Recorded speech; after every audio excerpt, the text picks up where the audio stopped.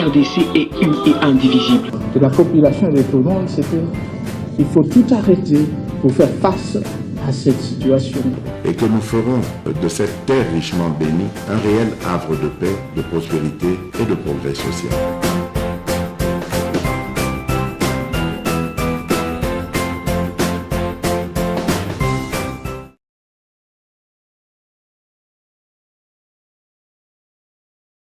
Chani Mwandavita, c'est maintenant le tour de Lambert Mende Omalanga, président du CCU et puis président du conseil d'administration de la ligne maritime congolaise. Israël Mutombo, directeur général du groupe de presse Bossolo, Jude Kalombo, journaliste au sein de la rédaction de Guy Bouchard, face à Lambert Mende. Monsieur Mende Omalanga, bonjour et bienvenue. Bonjour et bonne fête, cher ami. 63 ans après, comment vous devez peindre le tableau de la politique congolaise actuelle? Je dois dire que nous venons de très loin à jeter un coup d'œil rétrospectif sur tout ce qui s'est passé depuis les années d'indépendance jusqu'à aujourd'hui. Et en dépit de tout ce qui se profile à l'est de la République démocratique du Congo, le fait même que nous soyons à l'aube du 3e ou du 4e cycle électoral à date qui est prévu pour fin décembre 2023 me donne à croire que nous n'avons pas des raisons de désespérer. J'ai l'impression qu'il y a plus de peur que de mal. Le père de l'indépendance nous ont légué quoi qui est pérennisé aujourd'hui? Ce qu'ils nous ont légué d'abord, c'est l'idéal de l'émancipation, le fait que ce pays appartient à son peuple, et en peu de mots, je le définis par un seul mot, le souverainisme. Le fait que nous prenons des décisions qui concernent le devenir et l'avenir de notre pays ici, dans ce pays, même si nous subissons naturellement les pressions exogènes de part et d'autre, mais que les décisions, in fine, sont prises par les fils et les filles de la République démocratique du Congo, même si ça donne lieu à divers brouhahas ci et là. Vous êtes lumumbiste de faits et d'action. Aujourd'hui, quand vous voyez le Congo démocratique, après tout ce que nous avons connu 63 ans après, pensez-vous que le père de l'indépendance, aujourd'hui, là où il se trouve dans l'au-delà, peuvent s'en réjouir? Je ne sais pas s'ils peuvent s'en réjouir ou s'ils peuvent déplorer ce qui se passe. Ce que je sais, c'est que le cœur de la décision se trouve bien en République démocratique du Congo. J'ai dit que nous ne pouvons pas vivre en autarcie, aucun peuple ne le pourrait d'ailleurs. Mais que finalement, lorsque toutes ces pressions convergent vers les preneurs de décision, le fait que la décision finale appartienne à ceux qui ont reçu mandat du peuple congolais, pour le cas d'espèce en 2018, de se prononcer pour le peuple congolais, sont les seuls à prendre la décision finale, suffirait pour le bonheur de ces pères de l'indépendance. Encore que nous ne pouvons pas dire que nous soyons dans un paradis, mais nous ne sommes pas dans un enfer non plus. Il y a des pays qui sont plus mal lotis que nous aujourd'hui en matière de souverainisme. Est-ce qu'on a une leçon à avoir de l'étranger sur la marche de la politique, de la démocratie, je par exemple de la France, de la Belgique, qui est aujourd'hui notre colonisateur? Est-ce qu'on a une leçon? Je suis un souverainiste. Étant lumumbiste, je suis souverainiste. Et le souverainisme consiste justement à refuser toute perspective de leçons à recevoir de qui que ce soit de l'extérieur. Des conseils, nous pouvons en recevoir, des avis, nous en recevons, et des tonnes. Dieu sait que chaque jour, il pleut des avis sur ce qui doit être fait, sur ce qui se fait en République démocratique du Congo. Mais ce qui me fait plaisir, c'est que, en fin de compte, la décision appartient à ceux qui ont reçu mandat du peuple congolais de se prononcer en son nom. Monsieur Lambert Mende, merci Bouchard pour la parole. S'il faut parler de l'indépendance, restons d'abord là-bas. Est-ce qu'aujourd'hui, eu égard de tout ce qui se passe sur le plan sécuritaire, sur le plan politique, sur le plan électoral d'ailleurs, parce que nous sommes en pleine année électorale, aujourd'hui nous pouvons vraiment être fiers de dire que nous sommes un pays indépendant? Cette indépendance existe-t-il seulement de nom, ou c'est vraiment une vie? Un peuple est fier d'être indépendant 63 ans après.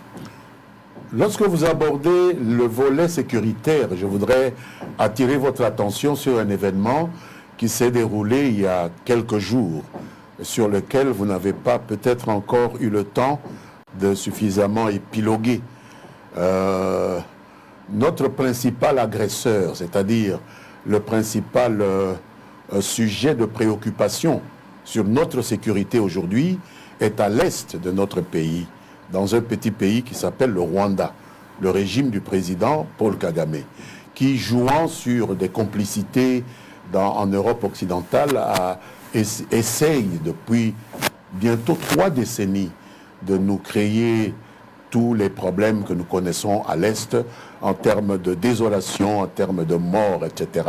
Et il vient d'essuyer une défaite retentissante en Grande-Bretagne, où la Cour d'appel, qui avait pris une décision qui le confortait avec cet accord sur les réfugiés, vous vous souvenez, entre le gouvernement britannique et le gouvernement rwandais, la même Cour d'appel vient de revoir sa décision sur pression de la diplomatie congolaise et d'invalider cette décision en déclarant illégal cet accord entre Kagame et le gouvernement britannique sur la déportation de tous les candidats à l'asile au Royaume-Uni vers le Rwanda qu'il voulait utiliser pour insécuriser davantage la République démocratique du Congo. C'était quoi les dessous de cartes?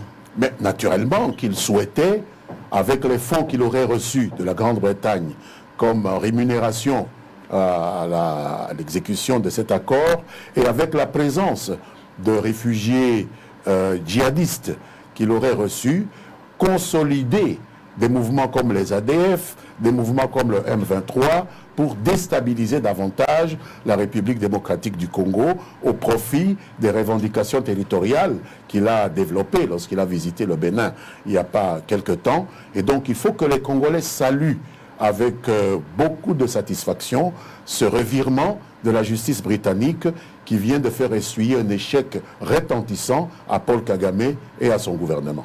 Monsieur Lambert Mende, je reviens à ma question. Ça, c'est pour l'aspect sécuritaire. Exactement. Pourquoi il fallait solliciter ou déclarer l'indépendance auprès du colonisateur? Et après, 63 ans après, je posais la question tout à l'heure, est-ce qu'aujourd'hui cette indépendance elle est effective? C'est ça la question. Je parlais sur le plan sécuritaire, social. Parce qu'il y a bon nombre de Congolais, lorsque même aujourd'hui vous le souhaitez, bonne fête d'indépendance, il y a des Congolais qui pensent que le pays n'est pas indépendant et que cette indépendance n'avait pas la raison d'être en ce jour parce que rien n'a marché sur tout le plan. Ils parlent social, politique, d'une manière générale. Voilà pourquoi je revenais par rapport à la situation. Je n'ai pris que le côté électoral parce qu'avec la mainmise extérieure aujourd'hui, j'ai pris aussi cette fameuse guerre qui nous met mal à l'aise. Ça fait plus de décennies, 2-3 décennies comme ça. Et puis même sur le plan économique. Mettons sur le plan politique pour ne pas aller peut-être dans l'amalgame. Je vous pose la question de savoir, est-ce qu'aujourd'hui un Congolais est-il fier de dire que nous sommes un pays indépendant? Ou cette indépendance n'existe que de nom? L'indépendance n'existe pas que de nom. L'indépendance est réelle. Nous subissons des pressions, naturellement, puisque nous vivons au milieu d'autres États qui sont eux aussi indépendants, qui ont eux aussi leurs intérêts nationaux, qu'ils défendent tantôt de manière civilisée, tantôt de manière peu civilisée comme le fait le Rwanda vis-à-vis de nous. Et nous résistons, nous avons la possibilité de résister. Pourquoi nous pouvons résister? C'est parce que nous nous concevons comme indépendants et que nous dirigeons les affaires de notre pays arc-boutés sur cette conception que nous sommes indépendants et que nous pouvons bien sûr tenir compte des intérêts des autres, mais que les autres doivent également tenir compte de nos intérêts lorsqu'ils veulent nous faire agir. Donc l'indépendance est réelle, parce que ce sont nos dirigeants qui prennent des décisions en ce qui nous concerne, même si ces décisions n'aboutissent pas toujours à des solutions miraculeuses. Après tout, nous ne sommes pas au paradis. Et sur le plan électoral, s'il faut rester directement. En ce qui concerne les élections, nous nous sommes donné une constitution. Depuis 2006. Oui, qui prévoit que tous les 5 ans, nous devons repartir devant le corps électoral.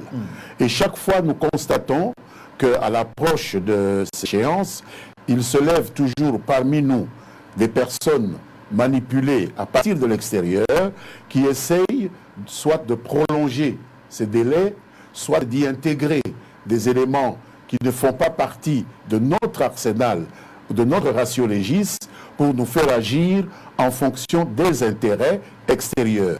Et je salue la résilience du président Félix-Antoine Tshisekedi, qui essaye de faire le dos rond face à toutes ces pressions et qui maintient le cap. Je voudrais vraiment l'encourager à maintenir ce cap. On a dit qu'on doit avoir des élections tous les 5 ans. Il faut que ces élections aient lieu tous les 5 ans. Nous ne disons pas que ce sont les meilleures élections que nous aurons. Nous ne disons pas que nous serons à l'abri de la critique. Nous ne disons pas que tout ce que la centrale électorale fera trouvera une approbation unanime auprès de l'ensemble de la population. Mais dès lors que la majorité, puisque qui dit démocratie dit majorité, et qui dit majorité sous-entend minorité, c'est-à-dire une opposition, il faut, tout en prenant en compte les critiques qui viennent de l'opposition, exécuter ce que la majorité a décidé. Et la majorité veut que nous allions aux élections à la fin du mois de décembre. Et je salue la détermination du gouvernement et de la CENI à respecter cette volonté de la majorité. Je prends M. Israël Mutombo au mot. Nous ne voulons pas aller aux élections où l'Occident viendra nous qualifier la compromis à l'africaine. Vous avez suivi les propos d'Emmanuel Macron des passages en République démocratique du Congo. Il a dit de fois... Plutôt les propos de Jean-Yves Le Drian. Nous retombons dans des... Ce sont les propos de Jean-Yves Le Drian qu'Emmanuel Macron a voulu soutenir. C'est une insulte. C'est une insulte. Vous savez, ils nous ont insultés. Et je félicite Félix Tshisekedi d'avoir relevé le caractère inacceptable de cette insulte devant Emmanuel Macron, de ne pas s'être laissé aller à des ronronnements protocolaires pour faire plaisir à un visiteur qui vient vous insulter chez vous. Il lui a dit « Votre ministre nous a insultés et je ne suis pas d'accord ». Et c'est comme ça qu'un leader indépendantiste doit s'exprimer. Jude Kalumbo. Monsieur Lambert Mende, vous avez parlé de l'indépendance sous sa totalité, c'est-à-dire sur le plan international. J'aimerais revenir, qui dit indépendance, sous-entend aussi bien évidemment la souveraineté nationale. Mais pourquoi aujourd'hui la RDC doit subir des pressions ça et là? Mais quel pays ne subit pas de pression, cher ami? Même les États-Unis d'Amérique subissent des pressions. Pourtant, c'est la puissance dominante dans le monde. Même la Chine subit des pressions des États-Unis. Pourtant, c'est la deuxième puissance qui ne sont pas comparables à celles termes économiques. Non, je vous donne, parce que vous avez l'impression de croire que lorsqu'on est indépendant, on est à l'abri de pressions. On doit subir des pressions, puisque nous sommes dans un monde que nous avons en partage avec d'autres personnes. Nous avons des intérêts à nous, les autres ont des intérêts à eux. Il est normal que eux nous fassent subir des pressions et que nous leur fassions subir également des pressions conformes à nos intérêts, pendant que eux essaient de nous faire subir des pressions conformes à leurs intérêts. L'essentiel, c'est que nous ayons des dirigeants capables de résister à ces pressions-là. C'est ce que Patrice Lumumba a fait, c'est pourquoi je suis son disciple, et c'est ce que je vois Félix-Antoine Tshisekedi essayer de faire, c'est pourquoi je souhaite l'encourager. Processus électoral encore en République démocratique du Congo, M. Israël Mutombo l'a dit tantôt. Vous pensez qu'aujourd'hui les Congolais iront aux urnes? Parce que nous sommes dans un cycle électoral qu'il faut respecter. Mais il faut respecter ce cycle, il y a des préalables que l'autre camp est en train de demander. Nous sommes en train de célébrer l'anniversaire de l'indépendance de la République démocratique du Congo. Mais à côté, qu'est-ce qu'on peut se donner comme leçon pour aller dans un processus électoral apaisé 63 ans après? Vous parlez de préalables. Ils ont été listés dans un texte qu'on appelle la loi électorale. Ces préalables existent. Est-ce que ces préalables qui sont repris dans la loi électorale sont accomplis? Vous me direz s'il y a un seul de ces préalables qui ne soit pas accompli. D'abord, le plus grand des préalables, c'est l'enregistrement des électeurs. Mais quand l'opposition Qui vient pose aussi d'être le préalable. terminé, excusez-moi, qui vient d'être terminé. 45 millions sur 49 millions attendus. Et la CENI vous explique pourquoi est-ce qu'on n'a pas pu faire les 100% des 49 millions à cause de l'agression que nous subissons à l'Est. Et de toute façon, 45 millions sur 49 millions, proportionnellement, en termes de pourcentage, nous sommes dans les 90%. Il y a des pays qui ne vont pas jusqu'à 50%. Je pense qu'il faut s'en féliciter. Donc ce préalable-là est accompli. Le deuxième préalable, c'est la paix, c'est la sécurité, mais pas une paix des cimetières. Bien sûr que les gens bougent, ici et là. Bien sûr que nous sommes agressés sur 2 provinces, l'Ituri, le Nord Kivu, mais cela ne va pas nous empêcher de considérer que l'essentiel de la République démocratique du Congo, la plus grande partie du pays, vit aujourd'hui en paix et que ce préalable-là est accompli.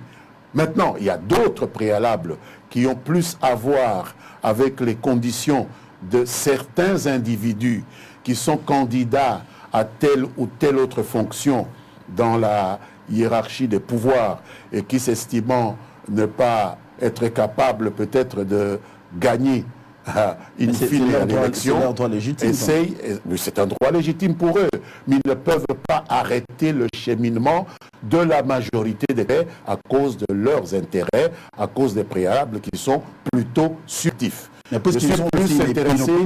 suis plus intéressé par les préalables objectifs qui sont dans la loi électorale, pas pour des opinions individuelles ou subjectives. Il y en a 50 millions, parce que nous sommes 50 millions d'adultes au Congo. Je ne pense pas que si on prend les préalables de chacun, on puisse faire quelque chose. Il y en a qui vous diront qu'ils vont ce jour-là aller cultiver leur champ et qu'il ne faut pas faire l'élection ce jour-là, il faut en tenir compte. Non, je pense que la loi a déjà déterminé une date. Nous devons aller à cette date-là aux élections. Israël Otombo. Alors, M. Lambert Mende, je reviens avec le 30 juin 1960. 63 ans après, nous célébrons aujourd'hui cette merveilleuse fête d'indépendance pour la République démocratique du Congo. Vous êtes avec des attaques qui tirent à balles réelles des part et d'autre entre l'Église catholique et le gouvernement congolais. Récemment, le chef de l'État Mbujimayi, qui était invité pour assister à une messe du jubilé 25 ans d'un cardinal catholique à Mbujimayi, a eu quand même l'honneur d'adresser quelques mots qui a fait dans les réseaux sociaux, même dans l'opinion aujourd'hui. Au-delà de ça, je vais vous lire un message de Monseigneur Fulgence Mouteba, archevêque de Lubumbashi. À Jeune Afrique, il a dit quoi? Félix Tshisekedi a intérêt de se libérer d'une part des lobbies, des pasteurs et des charlatans assoiffés d'argent, et d'autre part courtisans de son ethnie ainsi que des fanatiques de l'UDPS. Quel était le rôle de l'Église catholique pour l'indépendance du pays depuis 1960? À votre première question relative au père de l'indépendance, vous avez eu la bonne idée d'afficher dans les murs de ce magnifique studio 3 des photos de certains d'entre eux. Il y en a avec lesquels je n'ai pas d'atome particulièrement crochu, mais du point de vue historique, ils ont participé à cette quête pour notre émancipation. Je vois le président Joseph Kasavubu. Je vois l'ancien Premier ministre Moïse Tshombe. Et je vois surtout mon maître, Patrice Emery Lumumba, qui n'avaient pas tous le même idéal politique, mais qui, lorsque le moment était venu de solliciter des Belges, de lever le pied sur la République démocratique du Congo, s'étaient unis pour obtenir cette indépendance. Et à côté d'eux, il y en a beaucoup d'autres, dont l'immortel Jeff Calais parle dans sa belle chanson Indépendance Tcha-Tcha. Il les cite nommément, donc tous ces gens sont les pères de l'indépendance. Ça, c'est au niveau historique. Aujourd'hui, en ce qui concerne les relations, pour revenir à votre deuxième question, les relations entre certaines confessions religieuses et le pouvoir qui est en place 63 ans après, je voudrais d'abord saluer l'appel à l'amour que le président Tshisekedi a lancé à Mbuji-Mayi. Certains l'ont pris comme une attaque contre l'Église catholique. Cela n'a pas été une attaque. Comment aurait-il attaqué l'Église catholique alors qu'il se rendait à Mbuji-Mayi à une fête catholique? C'est Monseigneur Kassanda qui l'a invité pour son jubilé. Et je ne vois pas comment est-ce qu'il pouvait s'en prendre à une église tout en quittant le siège des institutions pour aller honorer une manifestation comme celle-là. Je crois que ce que le président a fait, c'était lancer en sa qualité de garant de l'unité nationale une mise en garde contre une sorte de déviation. Il a parlé de déviation, de déviation. Dérive. De dérive, voilà le mot qu'il a utilisé. De dérive dangereuse de certains prélats. Certains prélats qui s'amusent à opposer les Congolais les uns aux autres. Moi, je suis catholique. Je suis dans l'union sacrée de Félix Tshisekedi. Mais en face de Tshisekedi, il y a une opposition. Dans l'opposition, il y a des catholiques. Alors pourquoi est-ce que l'Église catholique devrait m'opposer à mes frères qui sont à l'opposition, alors que l'Église catholique n'a pas la vocation de pouvoir discuter de ce dont nous discutons ici? Vocation, c'est d'unir toutes les brebis du Seigneur et de les amener dans la voie de l'évangélisation. S'ils veulent faire de la politique, c'est soit la majorité qui est au pouvoir, soit l'opposition qui font de la politique. L'Église est alignée parmi les principaux membres de la société civile. Ils n'ont pas à faire de la politique. Et lorsqu'il les appelle à demeurer au milieu du village, le président ne les menace pas. Il leur demande simplement de garder la place qui leur revient de par les lois qui régissent l'Église. Et avant le président Tshisekedi, vous avez eu à suivre le sermon de Monseigneur Ettore Balestrero, qui est l'ancien nonce apostolique, qui a donné un message du pape à ces prélats pour leur dire de ne pas se mêler de la politique politicienne. Ce n'est pas le rôle des évêques. Il leur a dit, si vous faites la politique politicienne, il n'y aura plus personne pour appeler les Congolais à suivre la voie de l'Évangile et notre rôle, personne ne pourra le remplir. Donc le président Tshisekedi n'a fait que répéter ce message de sagesse du nonce apostolique, c'est-à-dire le message du pape, parce que le nonce n'est que l'ambassadeur du pape. Et j'en viens maintenant à cette étonnante, surprenante déclaration de Monseigneur Fulgence Muteba, l'archevêque de Lubumbashi, que je respecte beaucoup. Et puis il faudra terminer avec la question que je posais en dernier. Est-ce que l'Église a-t-elle eu un rôle important lors de l'indépendance du pays jusqu'à ce jour? J'en viendrai. Il n'y a pas de souci. Monseigneur l'archevêque de Lubumbashi se permet de cracher sur d'autres confessions religieuses en les qualifiant de charlatans, sans aller jusqu'au fond de cela. Moi, étymologiquement, je sais que le charlatan, c'est celui qui exploite la crédulité des autres pour se mettre en valeur. Et ici, on a l'impression plutôt Monseigneur Muteba, qui essaie d'exploiter la crédulité des Congolais en leur faisant croire qu'il n'y a de foi religieuse valable que celle à laquelle lui croit. Cela s'appelle en psychologie du manichéisme idéologique. Les autres, c'est le diable. Moi, je suis le saint. C'est une maladie. Et donc, le charlatan, c'est celui qui veut exploiter la crédulité du peuple congolais parce qu'il est archevêque, il peut se permettre d'insulter d'autres religions, alors que archevêque, il est théologien, il est philosophe, et je sais qu'à la faculté de l'université catholique de Kinshasa ici, il y a même un cours de nouvelles religions.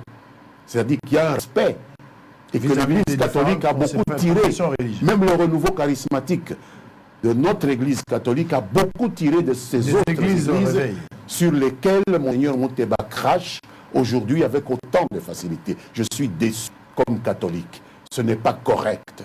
C'est lui qui est le charlatan parce qu'il s'assoit, il veut exploiter la crédulité publique parce qu'il est un ex. Ce n'est pas quelque chose que nous pouvons encourager chez ces princes de l'Église. Alors, M. Lambert, le rôle que l'Église catholique a joué depuis l'indépendance, j'étais enfant. Hein, je ne peux pas dire que j'étais adulte à l'époque, mais mon père, il est mort aujourd'hui, père son âme, m'a raconté que lorsque Patrice Lumumba prêchait l'indépendance, parmi ceux qui l'ont combattu, mais il y avait des zélotes comme Monseigneur Mouteba, des gens comme ça qui venaient habillés de leur soutane pour dire qu'il ne faut pas suivre le message émancipateur de Patrice Lumumba parce que c'est un communiste, ce que Lumumba n'était pas.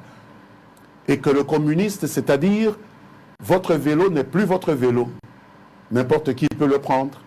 Votre femme n'est plus votre femme, n'importe qui peut aller avec elle. Votre maison n'est pas votre maison. Or, tout le monde sait que ce n'est pas ça le communisme. Donc, ils ont inventé comme ça des significations qui voulaient simplement abuser de la crédulité des Congolais qui n'avaient pas la formation universitaire ou idéologique qu'eux avaient. Et on se rend compte qu'on a l'impression que les mêmes tares que nous pouvons reprocher à l'Église catholique de l'époque de la libération de ce pays continuent à caractériser ce groupe de prélats contre lesquels le président Tshisekedi a fait sa mise en garde à Mbujimayi. Sur base de ce qui se passe ailleurs, dans d'autres pays, est-ce que l'Église catholique doit toujours avoir la même mise dans la politique? Je ne vois pas ce qui pourrait justifier une telle mainmise. Parce que la Constitution proclame la laïcité de l'État. Ni l'Église catholique, ni les églises de réveil, ni l'Église protestante, aucune de ces églises ne peut se prévaloir d'une mainmise quelconque, parce que pour avoir une mainmise sur le fonctionnement de l'État dans un pays démocratique, il faut recevoir un mandat. Et qui donne ce mandat? C'est le peuple, par la voie des élections. Alors, est-ce que ces évêques sont élus par le peuple congolais? Ils sont nommés par un décret du pape. Le pape se lève un matin, il dit ce séminariste est excellent, je le nomme évêque, et voilà tout. Alors à partir de là, vous vous prévalez maintenant d'avoir une mainmise sur nous qui sommes les élus du peuple, sur Tshisekedi qui est un élu du peuple. Non, monsieur, ce n'est pas comme ça que ça doit se passer. Alors, monsieur Lambert, est-ce qu'aujourd'hui, l'Église catholique, pour parler de cette Église, a joué un rôle dans le cheminement électoral en République démocratique du Congo? Un rôle positif? L'Église catholique doit jouer un rôle comme composante de la société civile. Il y a certainement des membres de l'Église catholique qui jouent un rôle positif. Mais il y a un groupe au sein de cette Église qui est en train de corrompre cette disposition-là. Et le pape les avait déjà mis en garde lorsqu'il était ici. Et son nonce apostolique a répété la même leçon. Il est regrettable qu'il refuse obstinément d'écouter ces conseils avisés de la hiérarchie de l'Église catholique. Et un de vos confrères a, dans un récent article que j'ai lu dans les réseaux sociaux, qualifié les propos de ce carteron de prélat de propos financièrement motivés. Ah, mais ça, voilà ce que je peux dire. Ça, c'est trop fort. La corruption, que ce soit fort ou pas, je m'en fous. Je suis catholique, j'ai le droit de juger les pères de mon Église. J'assume mes propos. Alors, Gilles Kalombo. Monsieur Lambert Mende, revenons sur les faits. Contextualisons les discours ou l'allocution du président Tshisekedi en Mbujimayi. Est-ce que vous êtes de ceux-là qui pensent aujourd'hui que l'Église catholique a abandonné sa mission pour s'ingérer dans la politique congolaise? Ce n'est pas l'Église catholique. Le président n'a pas dit que l'Église catholique a abandonné sa mission. Il a salué d'abord le président de la conférence épiscopale qui était présent, Monseigneur Utembi. Il a salué son hôte, Monseigneur Kassanda. Il a dit qu'il était heureux que ces gens-là soient présents là-bas et qu'il était fier de leurs actions au sein de l'Église catholique. Et il en a profité pour lancer cette mise en garde contre certains membres du clergé catholique. Donc il ne faut pas faire dire au président ce qu'il n'a pas dit. Ce n'est pas ce que j'ai dit. Il a parlé d'une partie de l'Église catholique qui essaye de diffuser une idée selon la laïcité de l'État n'a plus de sens, que l'Église n'a plus à nous parler de l'évangélisation, que l'Église doit se préoccuper de politique politicienne qui est une matière qui peut facilement amener à la désunion des enfants d'un pays. C'est pourquoi nous avons toujours contextualisé la campagne électorale en un seul mois. Vous savez pourquoi est-ce qu'au niveau du Parlement, nous ne donnons jamais beaucoup de temps à la campagne électorale? Parce que c'est une période extrêmement difficile où les gens oublient qu'ils appartiennent à une même, à un même père, une même mère qui est la nation, et qu'ils se tiraillent parce qu'ils veulent avoir le mandat du peuple. Alors on dit un seul mois et ça suffit. Mais eux, ils veulent nous faire vivre dans une campagne électorale qui n'a pas de début, qui n'a pas de fin. Tout le temps, on est en campagne électorale, alors qu'ils ne sont pas des agents en matière politique. Je reviens sur la mère Mendy. Oui. De ceux qui pensent que l'Église catholique a abandonné sa mission pour serrer dans la politique. Cette partie-là de l'Église catholique, oui, et je parle en ma qualité de catholique croyant. Mais vous scindez l'Église catholique en combien de pays? Quand vous parlez de cette partie-là de l'Église catholique. De quelques individus. Mais c'est quelques individus au sein de l'Église, comme le président l'a dit. Mais ça entache toute une communauté. Monsieur Israël Mutombo. Non, puisque ça m'entacherait moi-même aussi, mais je ne suis pas de En tant ceux-là. que catholique aussi. En tel cas, vous avez la question. Merci, M. Guy Bochard. M. Lambert Mende, parlons processus électoral. Ouais. Vous avez suivi, d'ailleurs c'est aujourd'hui le 30 juin que quelques personnalités d'opposition, je pense qu'au moment où nous parlons, doivent être ensemble avec le président de la CENI, M. Kadima, pour une séance de travail liée justement à ce processus électoral. Mais comment vous avez analysé ou accueilli la nouvelle par rapport à la position prise de Martin Fayoulou par rapport au processus électoral? Martin est libre de prendre une position. S'il estime qu'il n'est pas prêt à aller aux élections, il peut, vous savez, il n'y a personne qui oblige quelqu'un à être candidat, à candidater ou à ne pas candidater. Lorsqu'il est devenu candidat en 2018, je ne crois pas que ni vous ni moi, quelqu'un est allé le forcer à être candidat. Et s'il veut se retirer de la course, nous n'avons pas à le juger. Je ne pense pas qu'il faille vraiment mener le débat jusqu'à ce point-là, puisque l'exercice de la liberté m'est cher. Libre il a été de devenir candidat en 2018. Libre il est de dire qu'il n'est plus candidat en 2023 parce qu'il n'est pas prêt.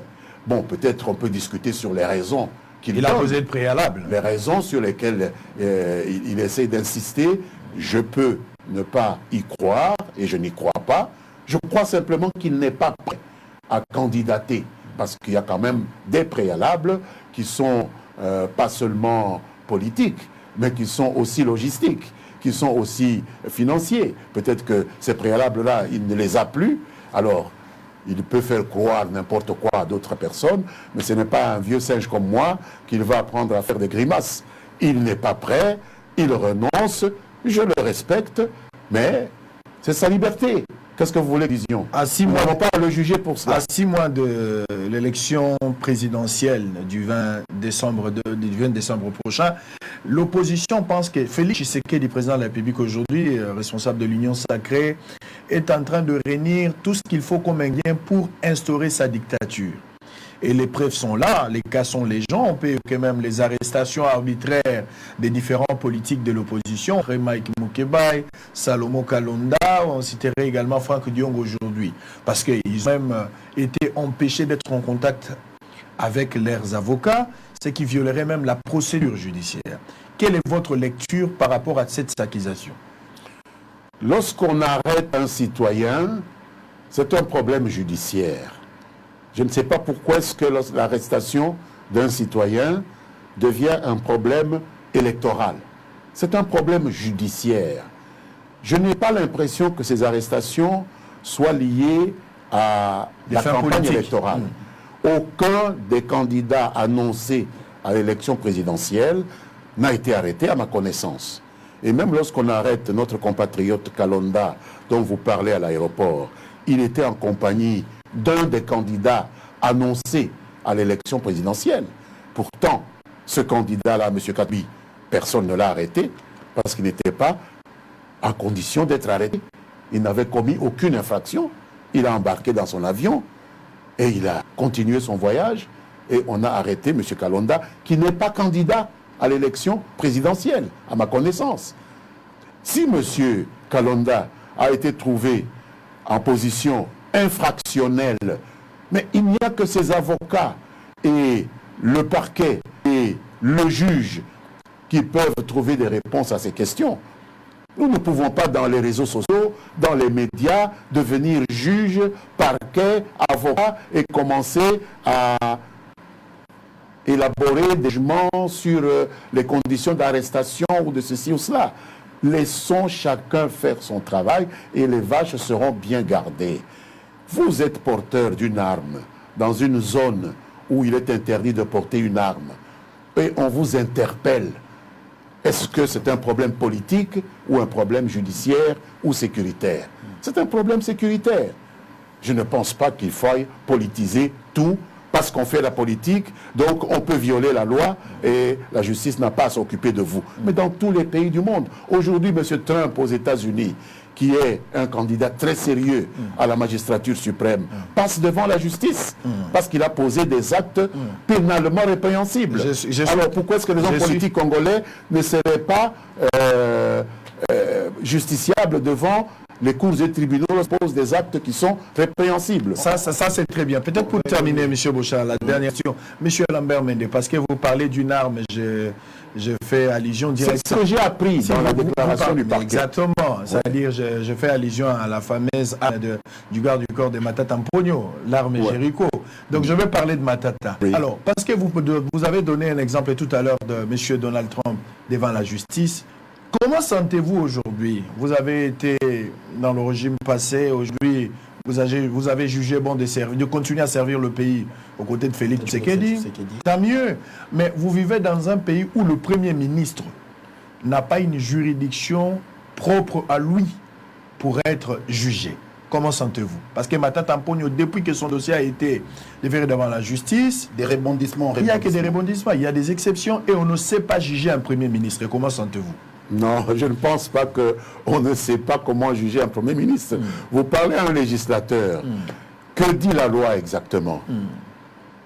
Les privilèges de juridiction en ce qui concerne le Premier ministre et le Président de la République. La loi dit textuellement ceci. Ils sont jugés par la Cour constitutionnelle pour des infractions qui sont commises lorsqu'ils exercent ces fonctions, soit de président de la République, soit de Premier ministre. Mais ils sont jugés par la Cour constitutionnelle pour des infractions commises à l'occasion de l'exercice des fonctions de président de la République ou de Premier ministre. Alors, si c'est vrai que M. Matata Mponyo n'est plus Premier ministre aujourd'hui, l'infraction pour laquelle on le poursuit est présumée, parce qu'on ne peut pas dire qu'il l'a commise, parce que je ne suis pas un juge, je ne suis pas le parquet, je ne suis pas le juge. Le parquet présume qu'il a commis cette infraction à l'occasion de l'exercice des fonctions du Premier ministre. Donc la Cour constitutionnelle est compétente.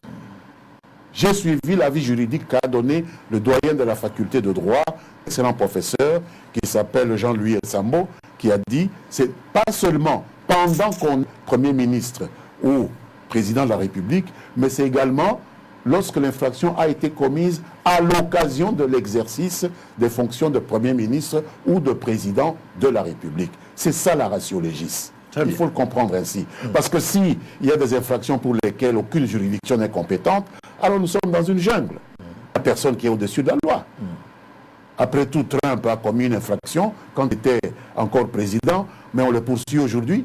L'infraction a été commise au moment où il était président, mais aujourd'hui on le poursuit. Parce qu'on ne peut pas laisser une infraction impunie. Sinon, c'est la jungle. Très bien. Voilà. Monsieur Lambert Mende, 63 ans de l'indépendance de la République démocratique du Congo. Nous allons chuter avec vous parce qu'il y a d'autres invités qui sont prévus après vous. Jude Kalombo, vous avez quelques questions? Comme ça, on va chuter. Une dernière question, on va vous accorder. Allez-y, nous allons... Monsieur Lambert Mende, qui dit processus électoral, dit aussi ou sous-entend aussi l'implication de toutes les parties prenantes. Comment aujourd'hui vous envisagez un processus électoral sans opposition, avec le départ sous-entendu de Martin Fayoulou, aujourd'hui avec Corneille Nangaa aussi, qui annonce la non-participation bien sûr au processus électoral? Je ne sais pas comment vous définissez l'opposition. Vous devriez parler des oppositions. Vous avez cité deux honorables compatriotes de l'opposition, M. Nangaa et M. Martin Fayoulou. Mais vous ne dites qu'au moment où nous parlons, il y en a trois autres qui sont en train de parler avec la CENI, qui sont aussi de l'opposition. Donc l'opposition elle-même... Oui, c'est Sanga et les autres. Ils sont divisés. Ils sont divisés. Alors de quoi est-ce que nous parlons? Est-ce que nous devons suivre le point de vue de chaque individu? Mais faut à ce moment-là, ma tante qui veut aller au champ le jour de l'élection, elle doit venir négocier aussi avec la CENI. Est-ce qu'il représente une opinion? C'est la majorité. Mais déjà dans l'opposition, ceux qui ne veulent pas aller aux élections sont minoritaires. Il y a 2 qui disent nous n'irons pas. Il y a 3 qui disent nous irons. Alors 3 par rapport à 2. Mais faites le calcul vous-même. Déjà dans l'opposition elle-même. Alors dans le pays globalement, ils ont appelé les gens à ne pas aller s'enrôler. Sur 49 millions de personnes attendues pour l'enrôlement, 45 millions sont allés se faire enrôler. Où est la majorité? Qu'est-ce que vous allez demander à la CENI de faire? Ignorer la majorité pour s'en tenir simplement au fait que 3 millions n'ont pas pu ou 4 millions n'ont pas pu se faire enrôler. La démocratie, c'est la règle de la majorité. Écartons maintenant l'idée des individus. Comment vous envisagez un processus électoral sans l'opposition? Mais l'opposition est dans le processus. Vous n'allez pas me dire que tous les 45 millions qui se sont enrôlés et qui s'apprêtent à aller voter, il n'y a pas des gens qui sont favorables à l'opposition. Et même au sein du parti de Martin Fayoulou, il y a un député, M. Boss Nombassi, qui vient de quitter M. Fayoulou. Alors, vous faites quoi de la vie de M. Nombassi?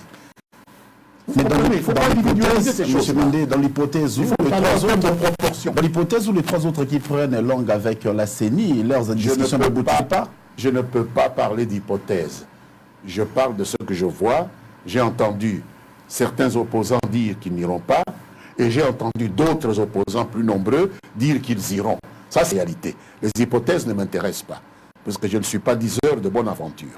Alors, M. Israël, nous allons prendre votre dernière question avant de chuter avec Lambert Mende. Merci. Vraiment plaisir, envie de continuer, mais nous sommes coincés par le temps. Monsieur Lambert Mende, dernière question. Quelle serait votre réaction par rapport aux allégations faites par l'honorable sénatrice Francine Muyumba, qui dit que l'élection en 2023, nous demandons au président de la République, Félix Tshisekedi, à la fin de l'expiration de son mandat, de déposer sa démission pour donner la chance au pays d'avoir des élections démocratiques parce qu'il doit assumer ses erreurs.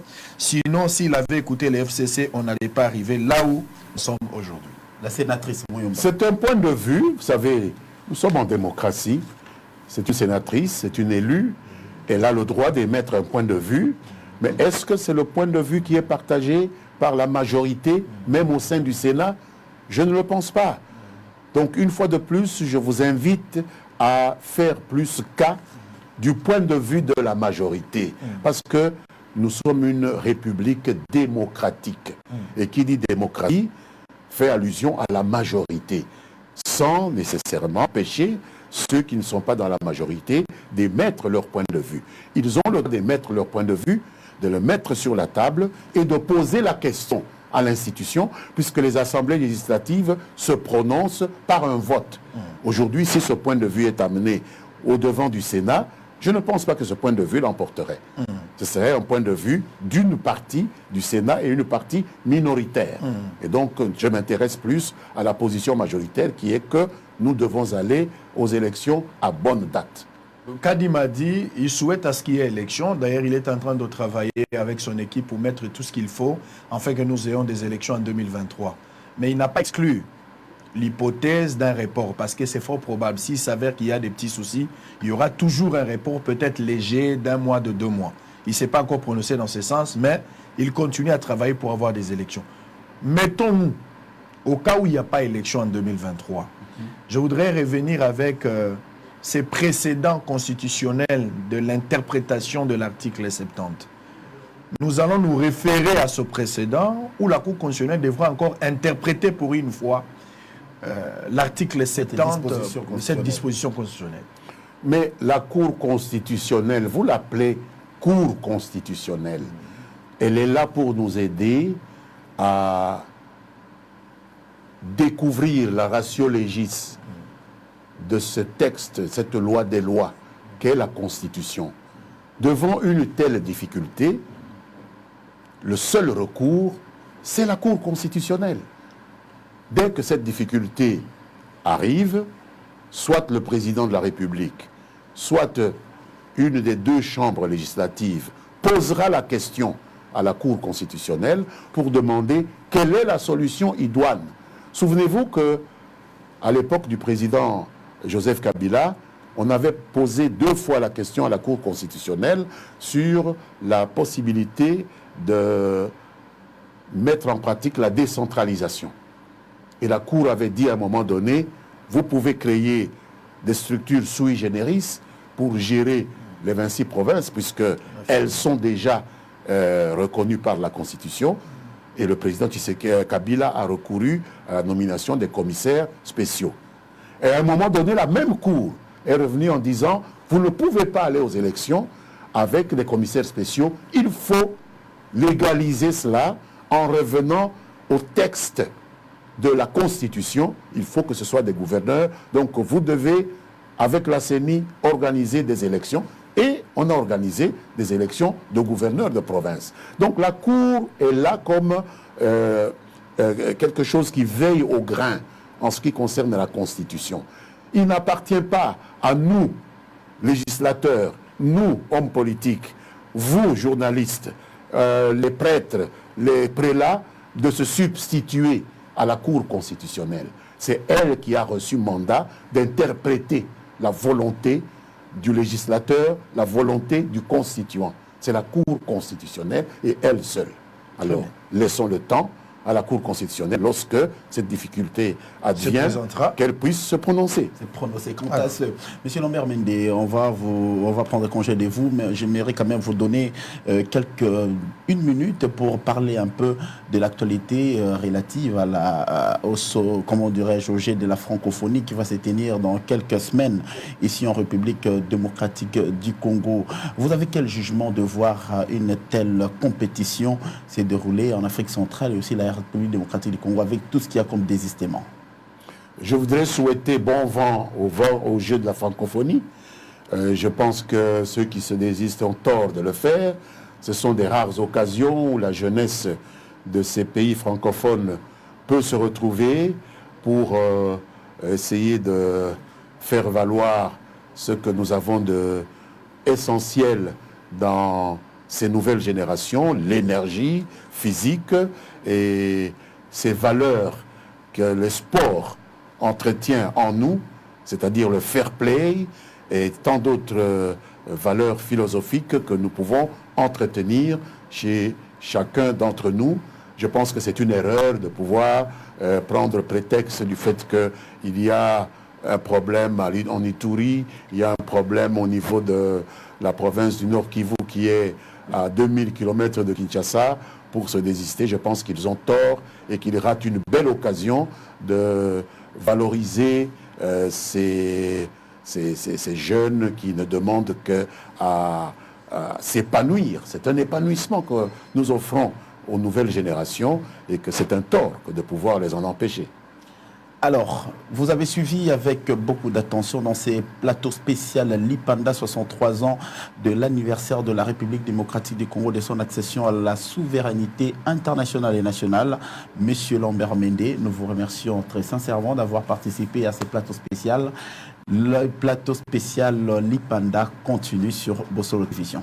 À tout de suite. Merci. Merci à vous. Merci. Sur le plan social, il y a eu des améliorations du point de vue de la loi portant législation en matière économique, qui a essayé un peu de mettre la libre arbitrage entre les opérateurs économiques et l'État. Et sur le plan de la sécurité, les changements est en train de venir peu à peu. Bien que tout n'est pas encore fait, mais avec la volonté du chef de l'État, je crois que tout sera mieux. Et sur le plan social, je pourrais dire que 63 ans après, le Congo n'est pas encore l'ancien Congo qu'on connaissait avant. Il y a eu quand même des améliorations, mais il y a encore beaucoup de choses qui restent à faire et je crois avec le temps ça ira. Oui, à ce qui concerne les autorités, c'est juste avoir la bonne volonté de mettre la population dans des conditions meilleures et puis maîtriser, stabiliser au fait la monnaie et aussi essayer de réglementer les secteurs économiques sur tous les plans. 63 ans. Mais Tokolo Batege Makambo Ezaka ya kotelema. On a vécu sur le plan sécuritaire avec Mobutu. C'était un homme d'État. Ça, on doit le reconnaître. Après ça, il y a une fierté. Mobutu a accueilli Joseph Faye. En tout cas, on est descendu trop bas. Maintenant, je crois qu'on est en train de remonter la pente. Sur le plan sécuritaire, sur le plan économique, je peux dire que ça boite un peu trop. Avant, il y avait quand même aisance dans ce pays. Kabila ça boitait, Félix Aye, ça c'est fort, mais jusque-là, en tout cas, ça ne tient pas. Ça ne tient pas. Sur le plan social, l'insécurité, là, c'est un point crucial. Il faut vraiment beaucoup d'efforts. Quand on doit enlever les gens, Kouloun et Zali, en tout cas, c'est très mauvais. Donc, nous ne devons pas être pessimistes. Hein? On est dans les bons. Non, moi, je crois que ça les forming, corruption et les Guinamboka.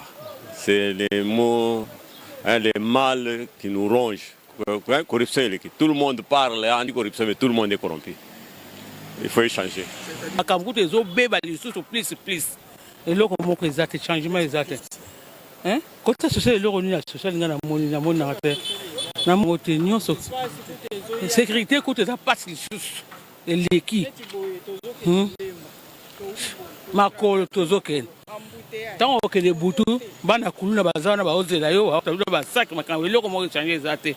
63 ans, on fêtait la photo fêtée dans Sokak. Mais là, comment les athées, on a mon changement, on a déjà 60 quelques à l'écart. Mais pas événement autant que Zaki mais ah changement exact le romo exact mais ba cause ba autant faut basala makamwa malamu ba bongisa mboka pour être vraiment na insécurité na mboka toto na malamu na proposer ba ngwana. La gouvernance publique dans ces secteurs est de répondre autant que possible aux aspirations légitimes du plus grand nombre d'entre nous. Mes très chers compatriotes, au choc sus évoqué et que le gouvernement s'est ardemment employé à amortir, se sont ajoutées les menaces persistantes à notre intégrité territoriale et à la sécurité de nos populations et de leurs biens.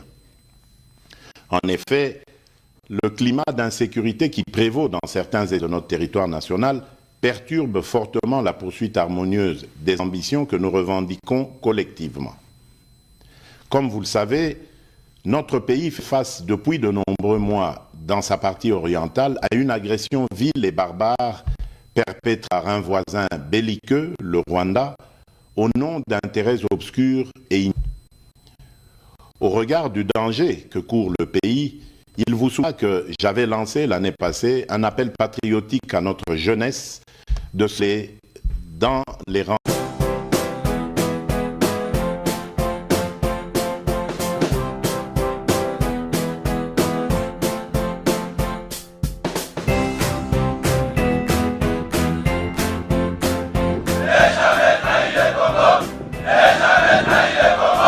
La RDC est une et indivisible. De la population et de tout le monde, c'est qu'il faut tout arrêter pour faire face à cette situation. Et que nous ferons de cette terre richement bénie un réel havre de paix, de prospérité et de progrès social.